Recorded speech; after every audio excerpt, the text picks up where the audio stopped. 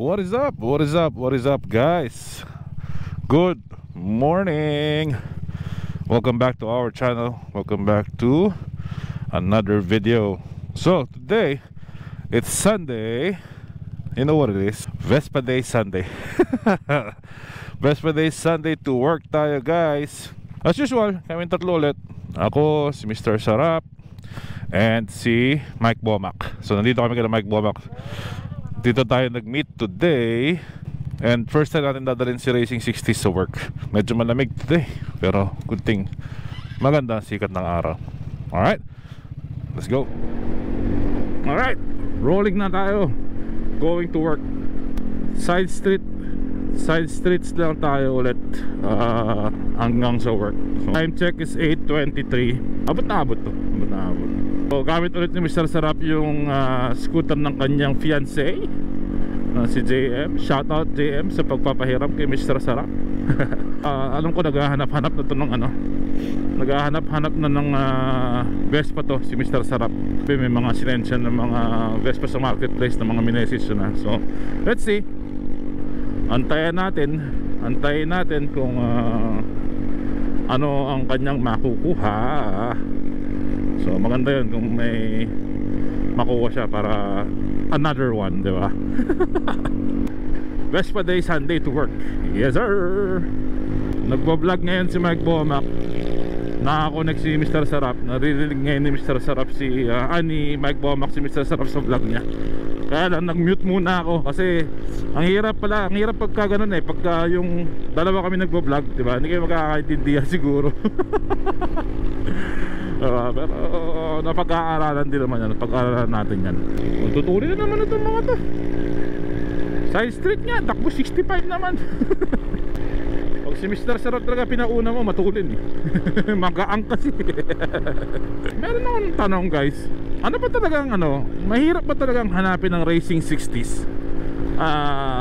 Kasi dito sa Amerika, sinasabi nila medyo mahirap hanapin tong colorway na to. So itong edition na to. Tapos meron akong nakita sa marketplace, binibenta siya parang $12,000. Pero may kasamang top box, may kasamang helmet na matching. Kaya lang, gano'n ba talaga presyo nun? $12,000? I don't think so, diba? See, comment down below, guys, kung tingin nyo mahirap talaga siya hanapin. Gano'n ba ka-limited itong Racing 60s? Ano ko si Mike kagabi kung puti o gold. Pinakitaan ko siya ng picture nung puti. Sabi niya okay naman. Dahil nahirap pag-desisyon. Pwede siguro puti harap, gold likod, no? Diretso tayo, diretso. Tapos, saan tayo kakaliwa? Warm Spring o ano? Ay, sorry. Ibang route yung dadaanan natin. Kasi nga sa Las Vegas Boulevard medyo busy today. Dito tayo, lampasan natin yung Las Vegas Boulevard. Saka mamayang hapon ibang route din yung pauwi. Kasi hindi tayo pwede dumaan ng strip kasi sobrang traffic yan. Super Bowl Sunday today. Kaya slow din kami. Ito yung isa sa mga holidays dito sa Amerika talaga na hindi siya holiday pero Sunday kasi siya, pero talagang halos lahat ng tao nanonood, you know. Pero sa work, yung mga nagpupunta sa work namin, yun yung mga walang pakialam sa football. Time check 8:36. Ayos na ayos pa. Abot pa tayo nito. Ay, babae, lady rider. Hi! Hello! Yun! Yes sir! Yan vibe lang siya, sumasayaw-sayaw lang siya. Yes sir. Tapos pagkaliwa niya, iiwanan kami yan. Good morning ate. Testingin natin si ano ba to? 300 ano ba to? Super Sport ba to? Super Sport ba to? Pati sir. Testingin natin tong lowered. JM, pera ma. Si Mr. Sarap, patestingin natin. Siya pinakamagaan sa amin Si Mr. Sarap ang patestingin natin ng Racing 60s natin. Mababa yung ramdam yung baba nung scooter ni JM. Kasi binaba na ito ng 1 inch Ramdam siya, ramdam. Ganda rin ang kulay nito guys. Avocado green. Ano matawag dito? Anong kulay nito? Olive green. Olive green pala. Yes sir. Sarap din to. Pero ramdam yung ano, ramdam yung pagka-lowered nung ano. Pati sa play ng suspension. Ramdam. Go.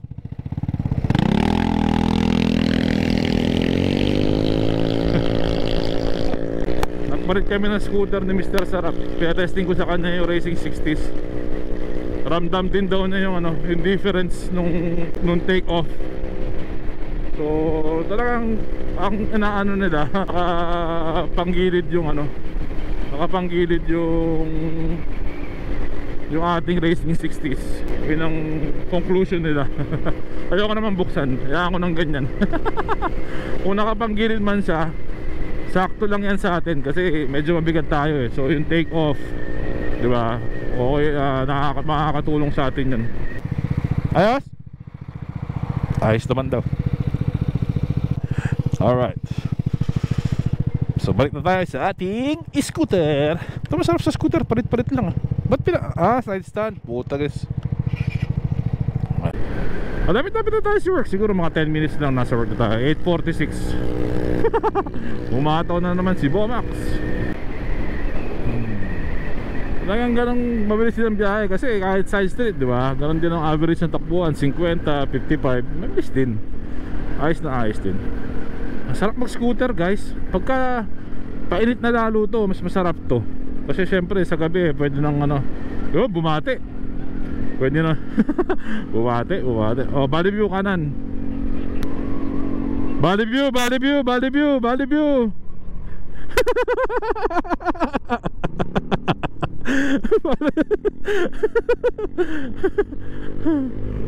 Dito medyo tahimik dito, tsaka konti stoplight.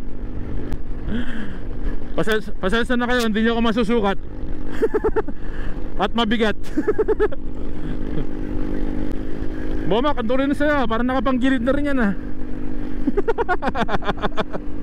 Southern Highlands, kaliwa. Oh, 8 lang daw yung takbo natin. Oh, your speed, 8. Oh, ganda ng neighborhood dito. Tahimik, tsaka walang stoplight. Actually maganda yung masarap yung biyahe today ah. Medyo malamig. Kaliwa. Southern Highlands yung community. Okay, pasok. Magagas daw. Magagas daw si Mr. Sarap Vlogs. Maaga pa naman oh. Okay, so 8:52 pa lang. Abot. Ang tulad talaga ni Mr. Sarap eh. Magaang talaga siya guys. Guys, subscribe din kayo sa channel nila. Kung I'm pretty sure kung nakasubscribe kayo sa akin, nakita nyo na sila sa channel namin, si Mike Bomac tsaka si Mr. Sarap Vlogs. Kami lang ng tatlo madalas magkakasama eh. So subscribe kayo sa kanila. Ngayon, kung galing kayo sa channel nila, dapat kayo sa channel natin, subscribe na rin kayo.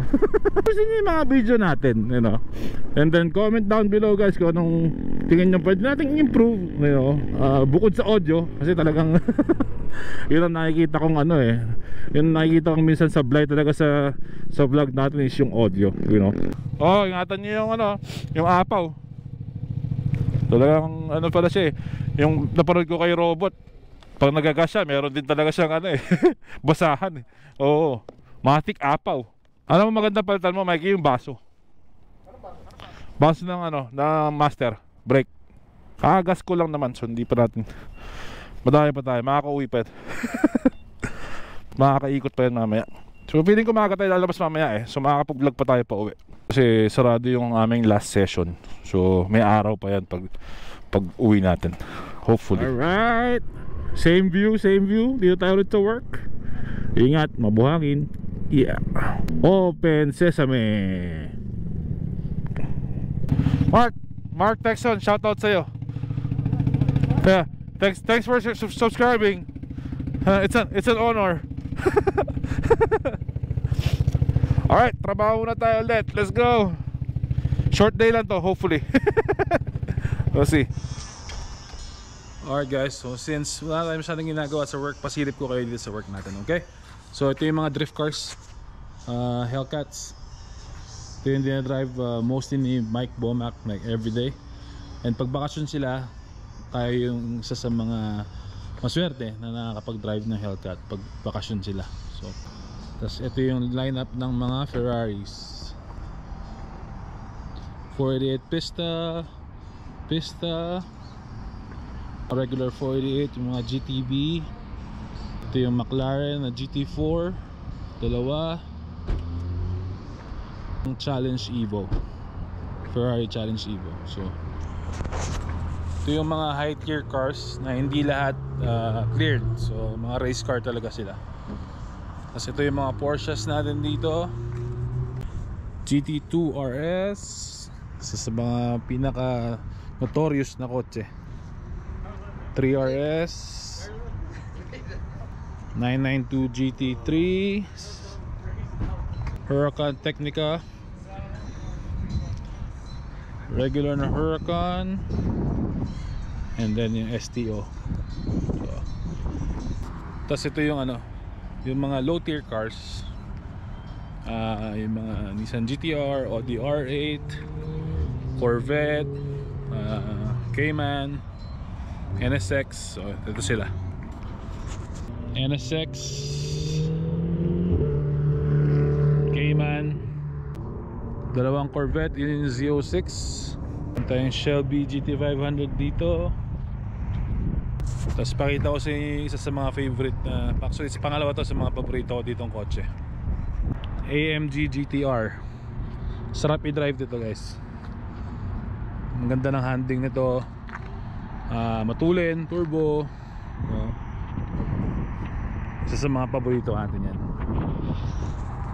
So yun, pinasilip ko lang sa inyo yung mga toys natin dito sa sa work, which we are very fortunate na ganito yung trabaho natin.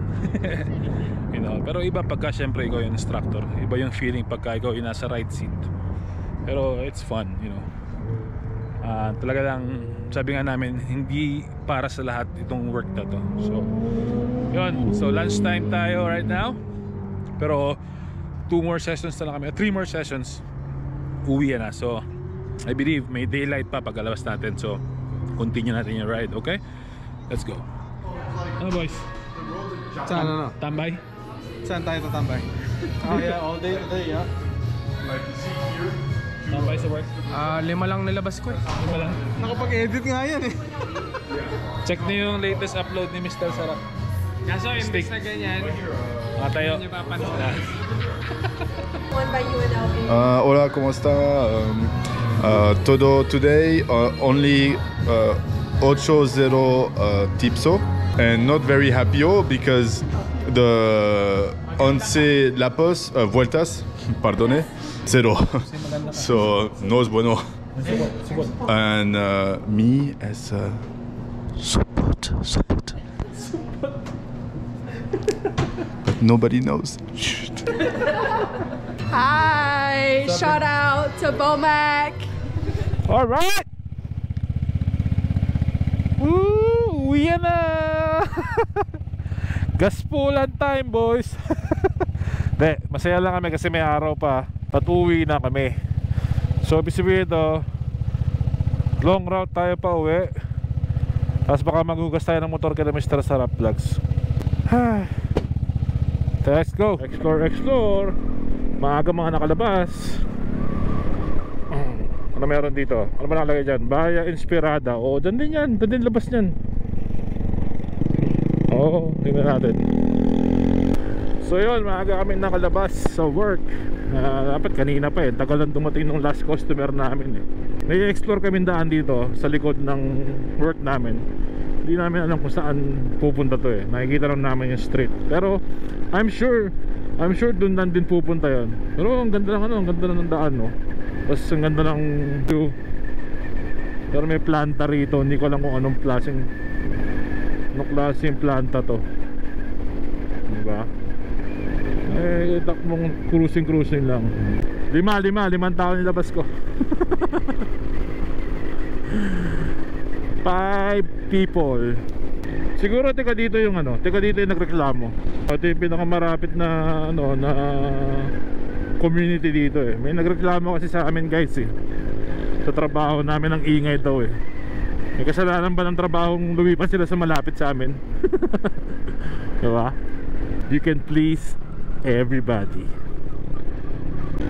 Pag na-late ka pa sa work, ewan ko na lang pag dito ka nakatira. Rotonda. Baka saan tayo tingin. Lipat tayo sa island. Dito na tayo dumadaan. Tingnan yung view guys. Look at the view. Wow.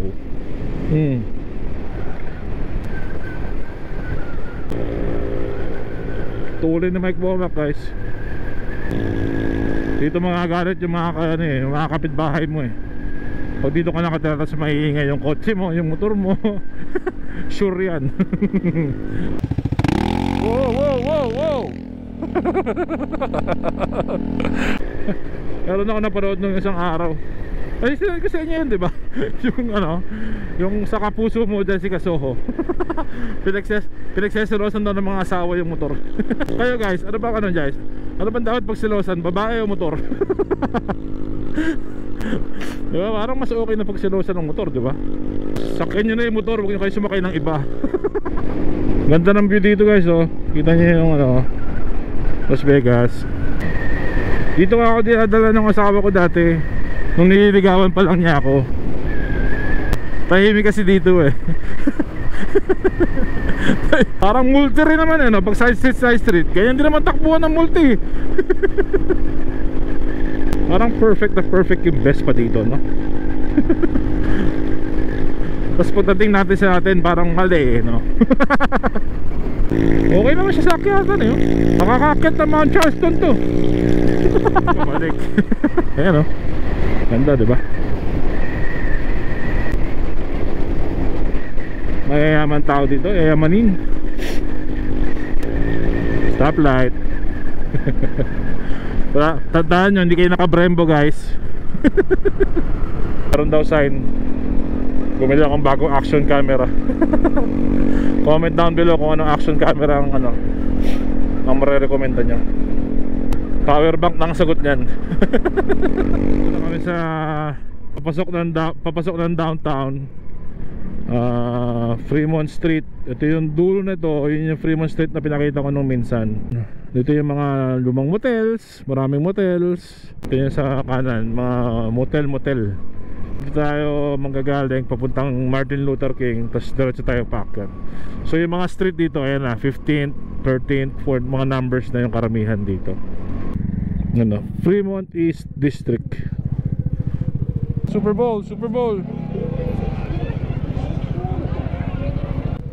Magulo dito mamaya yan pagkatapos ng Super Bowl.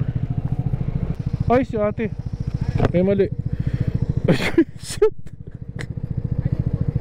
Labas yung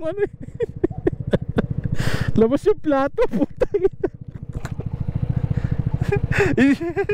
I-zoom natin guys, hindi ko pwede i-upload dyan, Brad. Violation.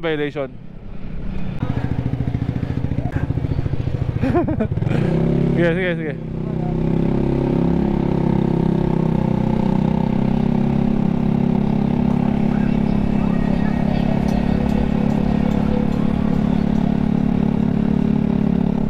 Maghuhugas daw ng motor.